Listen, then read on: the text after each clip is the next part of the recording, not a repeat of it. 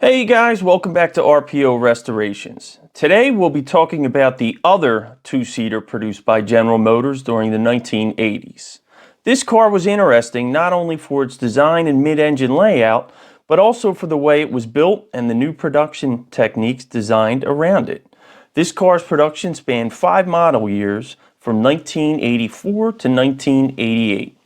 Over those 5 years, it progressively got better and better, and when Pontiac finally got it as close as they could to what it was originally intended to be, it was killed off.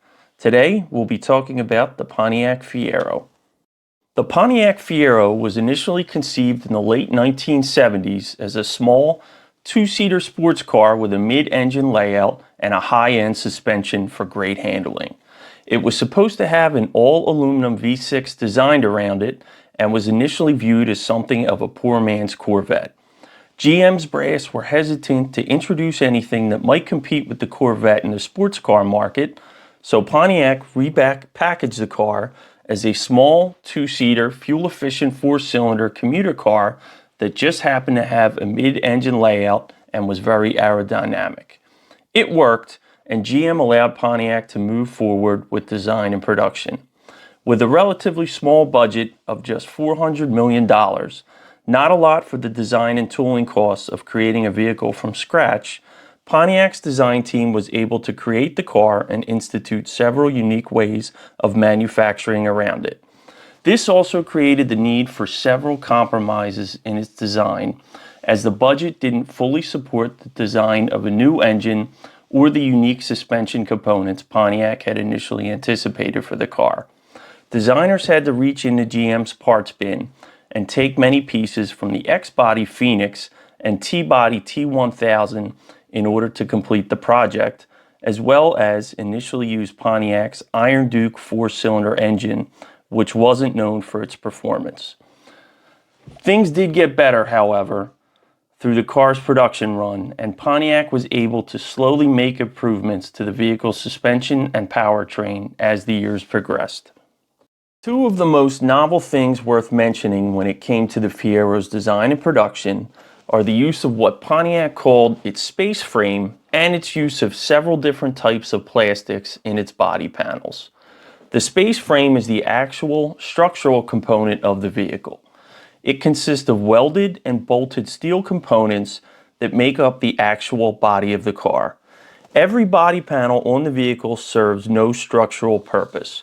The car itself can be driven and would be completely structurally sound without them. Another innovation on the Fiero was its use of plastic body panels. There were actually several different types of plastic compound used to make the panels depending on the piece.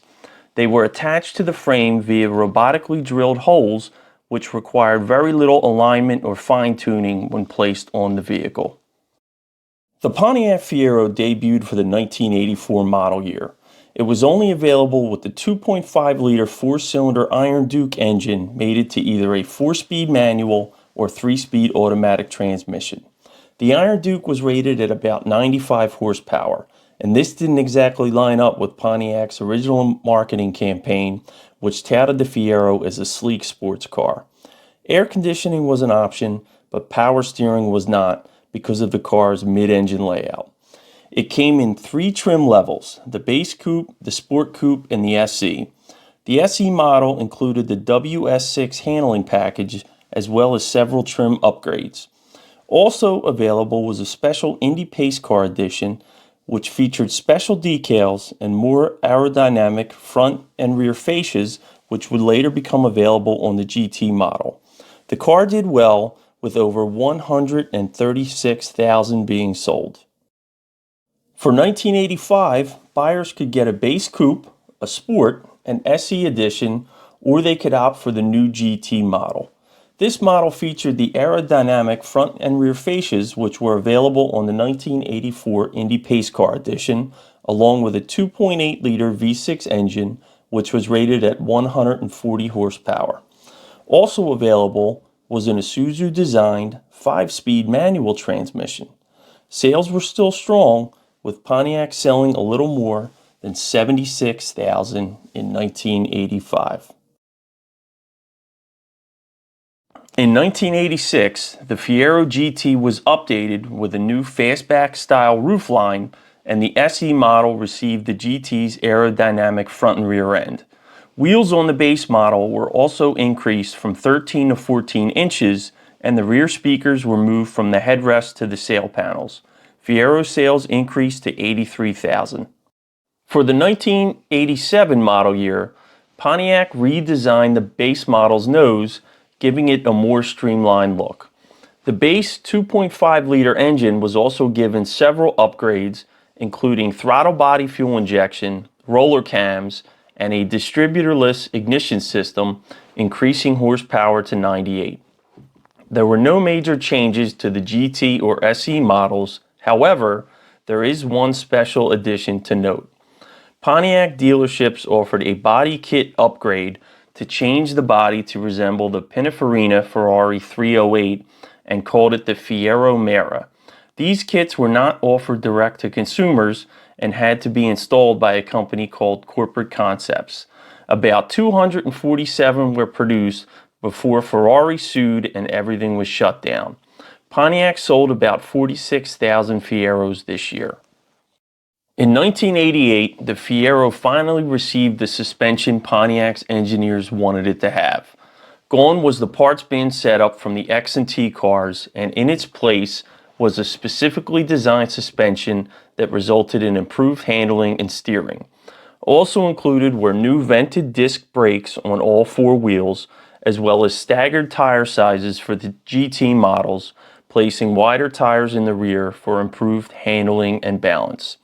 The Iron Duke 4-cylinder was also updated with a balance shaft to help smooth out a motor which was known for a lot of harshness. Also introduced was a formula trim option, which included many of the features of the GT model in a standard coupe's body. Pontiac sold just over 26,000 Fieros in 1988, and just as Pontiac finally got the car where they wanted it to be, GM pulled the plug.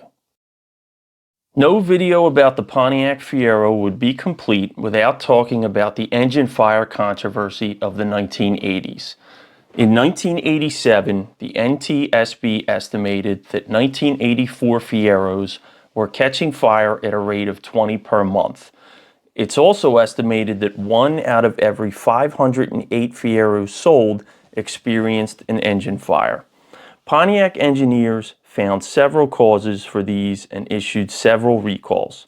The first of which was a batch of poorly cast connecting rods from the Saginaw foundry. When the car was low on oil, these rods could break, piercing the engine block, causing oil to spray onto the hot exhaust manifold. Another cause was overheating due to low coolant or a significant amount of air in the cooling system.